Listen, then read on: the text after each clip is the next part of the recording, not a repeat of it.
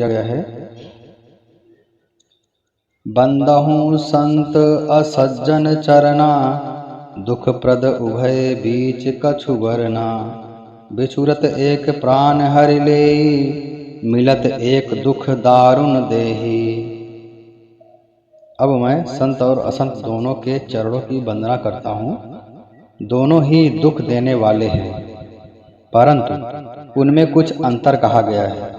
वह अंतर यह है कि संत जो है वह बिछड़ते समय प्राण हर लेता है, अर्थात बहुत ही ज़्यादा कष्टकारी होता है, जबकि दूसरा असंत जो है वह मिलते हैं तब बहुत दुख होता है, मिलते समय ही वो दुख देना प्रारंभ कर देते हैं। अर्थात संतों का बिछुड़ना मरने के समान दुखदाई होता है और असंतों का मिलना मरने के समान दुखदाई होता है। संत और असंत जगत में एक साथ पैदा होते हैं, पर एक साथ पैदा होने वाले जैसे कमल और जोंक की तरह उनके गुण अलग अलग होते हैं। कमल दर्शन और स्पर्श से सुख देता है, किंतु जोंक शरीर का स्पर्श पाते ही रक्त चूसने लगता है। साधु अमृत के समान और असाधु मदिरा के समान होता है। दोनों को उत्पन्न करने वाला जगत रूपी अगाध समुद्र एक ही है, परंतु समुद्र मंथन से ही अमृत और मदिरा दोनों की उत्पत्ति बताई गई है। उसी प्रकार से संत और असंत भी जगत में एक साथ पैदा होते हैं, लेकिन उनके गुण सर्वथा विपरीत होते हैं। अब यह हमारे ऊपर निर्भर करता है कि हम संत की संगत करते हैं या फिर असंत की संगत करते हैं। जैसी संगत करेंगे वैसी आचरण, उसी के अनुसार हमारा आचरण परिवर्तन में हो जाएगा। जैसे ही जो संगत में हम पढ़ते हैं उसी का आचरण हमारे अंदर प्रविष्ट होता रहता है, क्योंकि संगति का स्वभाव मनुष्य के जीवन में पड़ता ही है। इसीलिए तो हमारे गुरुजन विद्वान लोग बोलते हैं कि हमेशा संतों की संगत करना चाहिए, अच्छे लोगों की संगति करना चाहिए। अच्छे लोगों की संगत करेंगे तो हम अच्छे बनेंगे, और अगर बुरे लोगों की संगत करेंगे तो उनका आचरण हमारे ऊपर प्रभावित करेगा हमको, तो हम बुरे बनेंगे। यही गोस्वामी तुलसीदास जी कहना चाहते हैं। भले पोच सब विधि उपजाए, गनि गुण दोष वेद बिल गाए।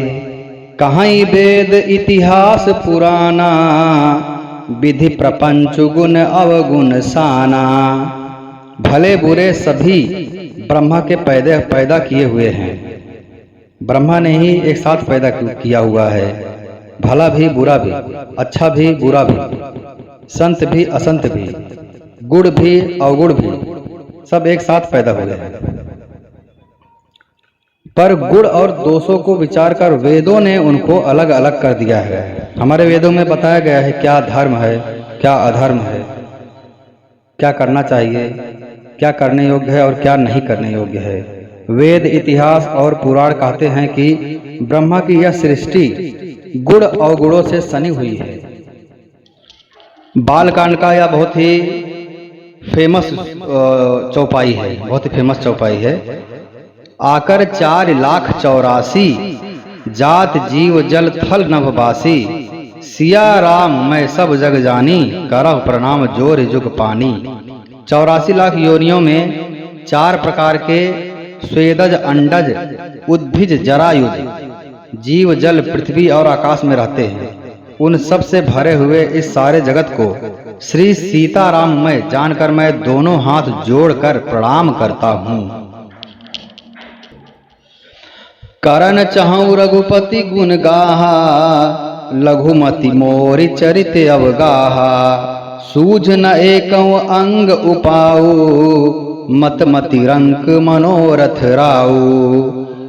गोस्वामी तुलसीदास जी कहते हैं, मैं श्री रघुनाथ जी के गुणों का वर्णन करना चाहता हूँ, परंतु मेरी बुद्धि छोटी है और श्री राम जी का चरित्र अथाह है, महासागर है, अनंत है। हरि अनंत, हरि कथा अनंता। इसलिए मुझे उपाय का एक भी अंग अर्थात कुछ लेस मात्र भी उपाय नहीं सूझता है। भगवान की लीला का वर्णन मन बुद्धि से परे है, इसलिए बुद्धि में बिना भगवान की कृपा से भगवान के बारे में वर्णन करना बुद्धि में नहीं आ सकता। मेरे मन और बुद्धि कंगाल है। गोस्वामी तुलसीदास जी कहते हैं कि मेरे मन और बुद्धि कंगाल है, किंतु मनोरथ राजा है। इसलिए मेरी बुद्धि तो अत्यंत नीची है और चाह बहुत बड़ी है। चाह तो अमृत पाने की है, परंतु जगत में जुड़ती छाछ भी नहीं है। जगत में छाछ भी नहीं है। हाँ, सज्जन मेरी ठिठाई को क्षमा करेंगे और मेरे बाल वचनों को मन लगाकर प्रेम पूर्वक सुनेंगे। जो बालक कह तो तही बाता, सुनहि मुदित मन पितु अरु माता। हंसी हही कूर कुटिल को बिचारी, जे पर दूषण भूषण धारी। जैसे बालक जब तोतले वचन बोलता है तो उसके माता पिता उन्हें प्रसन्न मन से सुनते हैं, किंतु क्रूर कुटिल और बुरे विचार वाले लोग जो दूसरों के दोषों को ही भूषण रूप से धारण करते हैं, वो लोग हंसते हैं। गोस्वामी तुलसीदास जी को लगता है जैसे शायद पहले उनको पता था कि भविष्य में कलयुग में या इस समय जो हो रहा है हमारे समाज में, उनकी यह चौपाई या काव्य सुन करके कुछ ऐसे भी लोग होंगे जो हंसी उड़ाएंगे, जो अपना तर्क प्रस्तुत करेंगे, जो अपने आप को तुलसीदास से भी ज्यादा बुद्धिमान समझेंगे। तो उन्होंने उनके ऊपर बालकांड में ही दोहा नंबर 8 लिखा है, बहुत ही सुंदर दोहा है। भाग छोट अभिलाष बड़, करहु एक विश्वास। पयहि सुख सुन सुजन सब, खल करिहै उपहास। मेरा भाग्य छोटा है और इच्छा बहुत बड़ी है, परंतु मुझे एक विश्वास है कि इसे सुनकर, श्री रामचरितमानस जी को सुनकर सज्जन सभी सुख पाएंगे और दुष्ट हंसी उड़ाएंगे। तुलसीदास जी ने साफ साफ लिख दिया है और आज के जमाने में यही हो रहा है, प्रत्यक्ष प्रमाण। आगे कहते हैं, किंतु दुष्टों के हंसने से मेरा हित नहीं होगा। मधुर कंठ वाली कोयल को कौवे तो कठोर ही कहा करते हैं, परंतु बगले हंस को और मेढक पपीहों को हंसते हैं, वैसे ही मलिन मन वाले दुष्ट निर्मल वाणी को हंसते हैं। जो न तो कविता के रसिक हैं और न जिनका श्री रामचंद्र जी के चरणों में प्रेम है, जिनके लिए भी यह कविता सुखद हास्य रस का काम देगी। प्रथम तो यह भाषा की रचना है, दूसरे मेरी बुद्धि भोली है, इससे यह हंसने के योग्य ही है। हंसने में उन्हें कोई दोष नहीं है। एहि महा रघुपति नाम उदारा, अति पावन पुराण श्रुति सारा। मंगल भवन अमंगल हारी, उमा सहित जेहि जपत पुरारी। इसमें श्री रघुनाथ जी का नाम उदार नाम है, जो अत्यंत पवित्र है, वेद पुराणों का सार है। भगवान श्री राम का नाम जो है समस्त वेद महापुराणों का सार बताया गया है। कल्याण का भवन है, इसका नाम लेने से ही जीव मनुष्यों का कल्याण होता है, जीव मात्र का कल्याण हो जाता है, और अमंगलों को हरने वाला है। जितने भी हमारे अमंगल होने वाले हैं उनका नाश कर देता है भगवान श्री राम का नाम। और जिसे पार्वती जी सहित भगवान शिव जी सदा जपा करते हैं। बंचक भगत कहाई राम के, किंकर कंचन कोह काम के। तीन माह प्रथम रेख जग मोरी, धींग धर्म ध्वज धंधक धोरी। यहाँ पर गोस्वामी तुलसीदास जी अपने आप को इतना नीचा दिखा रहे हैं, इतना तुच्छ भक्त अपने आप को समझ रहे हैं इस दोहा के माध्यम से, इस चौपाई के माध्यम से, कि जबकि इतना उनको ज्ञान है, जिनको भगवान हनुमान जी ने स्वयं उनको दर्शन दिया हो और प्रभु श्री राम का दर्शन जिनको प्राप्त हो, आशीर्वाद प्राप्त हो, ऐसा भक्त के अंदर जरा भी अहंकार नहीं है। अहंकार तो दूर दूर तक नहीं है और अपने आप को इतना नीचा समझ रहे हैं, इतना तुच्छ भक्त समझ रहे हैं। इस चौपाई के माध्यम से उन्होंने कहा है कि जो श्री राम जी के भक्त कहलाकर लोगों को ठगते हैं और जो धन, क्रोध और काम के गुलाम हैं और जो धीगा धीगी करने वाले धर्मध्वजी अर्थात झूठा धर्म के बारे में झूठा ध्वज फहरा करके दंभी हैं, जिनको धर्म के बारे में कुछ पता नहीं है, जिनको वेद नहीं पता, शास्त्र नहीं पता, उपनिषद नहीं पढ़ा है, वो धर्म का ध्वज फहरा करके लोगों को ठगते हैं और कपट के धंधों का बोझ ढोने वाले हैं। संसार के ऐसे लोगों में सबसे पहली मेरी गिनती है। तुलसीदास जी कहते हैं ऐसे लोगों में सबसे पहला स्थान मेरा है, जबकि उनके बारे में सबको पता है गोस्वामी तुलसीदास जी कैसे थे।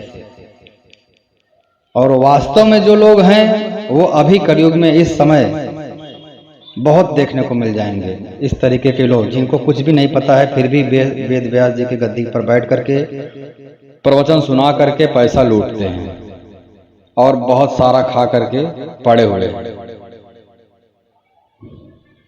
गोस्वामी तुलसीदास जी ने श्री रामचरितमानस प्रारंभ में ही माता सरस्वती की वंदना की है, श्री गणेश जी की वंदना की है, भगवान श्री मर्यादा पुरुषोत्तम श्री राम की वंदना की है, ज्ञान नाम अज्ञ गर्डम हनुमान जी की वंदना की है, चारों वेदों की वंदना की है, महर्षि वाल्मीकि मुनि की वंदना की है जिन्होंने रामायण की रचना की, और आदि आदि कवियों की वंदना की है, पंडित गण की वंदना की है, देवता ब्राह्मण पंडित ग्रह इन सब के चरणों की वंदना की है, सरस्वती माता देव नदी गंगा जी की वंदना की है, ब्रह्मा विष्णु महेश जी की वंदना की है, आदि शक्ति माता की वंदना की है, अर्थात समस्त देवी देवताओं की वंदना करने के बाद में, आशीर्वाद प्राप्त करने के बाद में गोस्वामी तुलसीदास जी ने श्री रामचरितमानस लिखना प्रारंभ किया है। इस सब का विवरण बालकांड में ही दिया गया है। यहाँ तक कि एक 84 लाख योनियों की भी वंदना की है कि सिया राम मैं सब जुग जानी, करम प्रणाम जोर जुग पानी। गुर पितु मातु महेश भवानी, प्रणव दीन बंधु दिन दानी। सेवक स्वामी सखा सिय पी के, हित निरुपदि सब विधि तुलसी के। गोस्वामी तुलसीदास जी यहाँ पर श्री महेश जी की वंदना करते हैं, माता पार्वती जी की वंदना करते हैं। जो मेरे गुरु और माता पिता हैं उनको ही अपना गुरु और अपना माता पिता मानते हैं गोस्वामी तुलसीदास जी। जो दीन बंधु हैं, नित्य दान करने वाले हैं, जो सीतापति श्री रामचंद्र जी के सेवक स्वामी और सखा हैं, तथा मुझ तुलसीदास जी का सब प्रकार से कपट रहित हित करने वाले हैं। उनको इतना विश्वास है कि हमारा हित करेंगे भगवान भोलेनाथ और माता पार्वती जी। तुलसीदास जी कहते हैं, बंदहु अवधपुरी अति पावन, सरजु सर कलि कलुष नसावनी।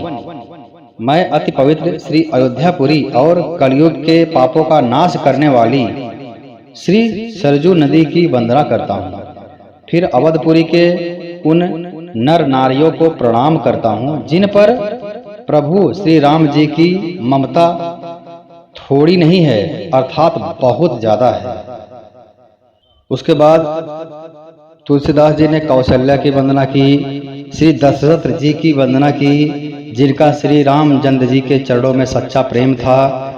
उसके बाद भरत, शत्रुघ्न, राम, लक्ष्मण चारों पुत्रों की यहाँ पे वंदना की है। सबसे पहले मैं श्री भरत जी के चरणों को प्रणाम करता हूँ जिनका नियम और व्रत वर्णन नहीं किया जा सकता तथा जिनका मन श्री राम जी के चरणों में भंवरे की तरह लुभाया हुआ है, कभी उनका पास नहीं छोड़ता है। उसके बाद लक्ष्मण जी के चरणों को प्रणाम करता हूँ जो शीतल सुंदर भक्तों को सुख देने वाले हैं। श्री रघुनाथ जी की कीर्ति रूपी विमल पताका में जिनका यश दंड के समान हुआ है, फहरा रहा है। उसके बाद शत्रुघ्न जी के चरणों को प्रणाम करता हूँ। को बड़ छोट कहत अपराधु, सुनि गुण भेदु समझ हैं साधु। देखी हैं रूप नाम आधीना, रूप ज्ञान नहीं नाम विहीना। यहाँ पर तुलसीदास जी नाम और रूप के बारे में वर्णन करते हैं कि नाम और रूप में कौन बड़ा है कौन छोटा, यह कहना तो अपराध है। इनके गुणों का तारतम्य सुनकर साधु पुरुष स्वयं ही समझ लेते हैं। रूप नाम के अधीन देखे जाते हैं प्रायः, नाम के बिना रूप का ज्ञान नहीं हो सकता। कोई सा विशेष रूप बिना उसका नाम जाने हथेली पर रखकर हुआ भी पहचाना नहीं जा सकता। अर्थात अगर हमको पहचानना है तो पहले हमको नाम लेना पड़ता है। जैसे हमने हाथी कहा तो पहले हमने हाथी बोला और हाथी कहते ही हमारे हृदय के अंदर हाथी का चित्र अंकित हो जाता है। और हम अपने जैसे किसी दोस्त को बुला रहे हैं, जैसे मैंने मेरे दोस्त को बुलाया अजीत, तो अजीत जब मैंने बोला तो मेरे हृदय में अजीत का जो रूप है, जितना हाइट है, जितना लंबा है, सांवला है, गोरा है, वो रूप अंकित हो गया। तो पहले नाम जरूरी है। नाम लेते हैं, नाम लेने के साथ साथ उसका चित्र हृदय में अंकित हो जाता है। इसलिए शायद बोला गया है कि राम से बड़ा राम का नाम। उल्टा अक्षर जपहि जग जाना, वाल्मीकि भय ब्रह्म समाना। वाल्मीकि जी क्या कर रहे थे? नाम ही ले रहे थे। नाम की इतनी बड़ी महिमा है कि उनको परम ब्रह्म का ज्ञान हो गया। और एक कथा आती है कि राजा सुकंद जब भी रामबाण से भागते भागते हनुमान जी के शरण में गए तो हनुमान जी ने उनको बहुत ही उत्तम मार्ग बताया कि कुछ मत करो, राम का नाम लो। तो वो भी राम के नाम से ही, राम के प्रताप से ही बच गए और वो भी भगवान राम के बाण से बच गए। तो खुद अपने दिमाग में हम समझ सकते हैं कि क्या बड़ा है क्या नहीं बड़ा है। इसके ऊपर बोलना बहुत बड़ा अपराध है, बहुत बड़ा पाप है। अभी हम लोग उतने ब्रह्मज्ञानी नहीं हुए हैं कि कुछ बोल सके। जब तुलसीदास जी ने अपने आप को इतना निम्न बता दिया कि अपराध की श्रेणी में, पाप की श्रेणी में, अधर्म की श्रेणी में भगवान के नाम के बारे में वर्णन करते करते हम अधर्म कर रहे हैं, हमको कुछ ज्ञान नहीं है और उसी अधर्म से हम लोगों को भरमा रहे हैं। जब भी तुलसीदास जी ऐसा बोल सकते हैं तो और लोगों की बात ही क्या है। लेकिन संत तुलसीदास जी का विचार अलग है। वो कौन से भावना से बोल रहे हैं वो भी अलग है। उनको तो साक्षात दर्शन हुआ है। भगवान श्री रामचंद्र जी का, हनुमान जी का भी कई बार दर्शन हुआ है, तो उनकी बात यहाँ पे कर ही नहीं सकते हैं। फिर वो इतने आप को इतना तुच्छ भक्त समझते हैं। जब वो इस पर कुछ टिप्पणी नहीं कर सकते हैं तो और लोगों की बात ही क्या है। सबरी गीध सुसेवकनी सुगति दीन रघुनाथ, नाम उधारे अमित खल वेद विदित गुण गाथ। श्री रघुनाथ जी ने तो सबरी, जटायु आदि उत्तम सेवकों को ही मुक्ति दी, परंतु नाम ने अगणित दुष्टों का उद्धार किया। नाम के गुणों की कथा वेदों में प्रसिद्ध है। अर्थात भगवान राम जहाँ जहाँ गए, सबरी, जटायु आदि उत्तम सेवकों को से मिले तो उनको मुक्ति दिया। लेकिन भगवान श्री राम का नाम कोई भी ले सकता है। अगणित दुष्टों का भी उद्धार किया। जो भी दुष्ट ने भी भगवान का नाम ले लिया उनका भी उद्धार हो गया। अजामिल उद्धार भी बहुत ही प्रसिद्ध है, उसमें से एक है कथा। भक्त प्रहलाद भगवान का नाम लेते लेते भगवान को प्राप्त किया और उसको इतनी यातनाएं दी गई, उनके पिता ने दिया हिरण्यकश्यप ने, लेकिन उनको कुछ भी नहीं हुआ। राम भगवान नारायण के प्रताप से उनको बचाने के लिए भगवान स्वयं थोड़ी जाते थे। नाम के प्रताप से ही अंत में जब उनको पूछा प्रहलाद को कि बता तेरे भगवान कहाँ है, तब भी वो भगवान का नाम ही ले रहा था प्रहलाद। और उन्होंने बोला आपने सवाल ही गलत पूछा है, आपने प्रश्न ही गलत पूछा है। आपको श्रीमद् भागवत महापुराण में यह दिया गया है कि पिताश्री आपने सवाल ही गलत पूछा है। आपको यह पूछना चाहिए कि भगवान राम भगवान नारायण कहाँ नहीं है, यह आपका सवाल होना चाहिए, क्योंकि वो तो हर जगह है। तब उन्होंने पूछा इस खंभे में है, तो उन्होंने बोला हाँ। तो नाम की महिमा के प्रताप से ही उस खंभे में भगवान नृसिंह का अवतार हो गया। भगवान नृसिंह के रूप में वहां पे परम ब्रह्म स्वयं प्रकट हो गए। तो यह भी एक प्रकार से नाम का ही प्रताप है। श्री राम जी ने सुग्रीव और विभीषण दोनों को ही अपने शरण में रखा। यह सब कोई जानते हैं, यह सबको विदित है, परंतु नाम ने अनेक गरीबों पर कृपा की है। नाम का यह सुंदर विरध लोग और वेदों में विशेष रूप से प्रकाशित है। नाम का एक और प्रताप है कि श्री राम जी ने तो भालू और बंदरों की सेना बटोरी और समुद्र पुल बांधने के लिए थोड़ा परिश्रम भी नहीं किया, परंतु नाम लेते ही संसार समुद्र सूख जाता है। सज्जनगण मन में विचार कीजिए कि दोनों में कौन बड़ा है, मैं नहीं बता सकता। भगवान राम ने पत्थर फेंका समुद्र में, पत्थर डूब गया, और बंदरों ने, भालुओं ने पत्थर लिया और उस पर भगवान का नाम लिख दिया। समुद्र में फेंका, पत्थर नहीं डूबा। अब स्वयं विचार करना ज्यादा उत्तम होगा कि कौन बड़ा है, भगवान बड़े हैं कि उनका नाम बड़ा है। नाम प्रसाद शंभु अविनाशी, साजु अमंगल मंगल राशि। नाम ही के प्रसाद से भगवान भोलेनाथ शिव जी अविनाशी हैं, वो भी किसी का नाम लेते रहते हैं, और अमंगल वेश वाले होने पर भी मंगल की राशि है। सुखदेव जी और सनकादि सिद्ध मुनि योगीगण नाम के ही प्रसाद से ब्रह्मानंद को भोगते हैं, वो भी किसी का नाम लेते रहते हैं। नारद जानहु नाम प्रतापु, जग प्रिय हरि हरि हर प्रिय आपू। नारद जी ने नाम के प्रताप को जाना है, इसलिए तो शायद वो हमेशा नारायण नारायण करते रहते हैं। हर सारे संसार को प्यारे हैं, और श्री नारद जी हरि और हर दोनों को प्रिय हैं। नाम के जपने से प्रभु ने कृपा की, जिससे प्रहलाद भक्त शिरोमणि हो गए। प्रहलाद के आगे भक्त प्रहलाद लगता है, और ध्रुव के आगे भक्त ध्रुव नहीं लगता है, क्योंकि इसके पीछे भी कारण है कि प्रहलाद जी को कोई लालसा नहीं थी। प्रहलाद जी ने कोई लालसा लेकर के भगवान की स्तुति नहीं करते थे, भगवान के नाम का सुमिरन प्रहलाद जी नहीं करते थे, कोई लालसा नहीं थी कि भगवान का नाम ले, मुझे यह वरदान चाहिए, अमरता का वरदान चाहिए। लेकिन ध्रुव जी के मन में लालसा थी, उनके मन में कुछ सवाल थे।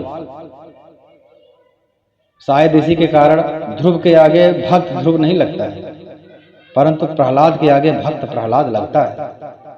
बालक ध्रुव के जो माता थी, चचेरी माता थी, उन्होंने उनको बोल दिया था कि जाओ नारायण से ही पूछो, उनको बोलो प्रभु को तपस्या करो, यदि तुमको अपने पिता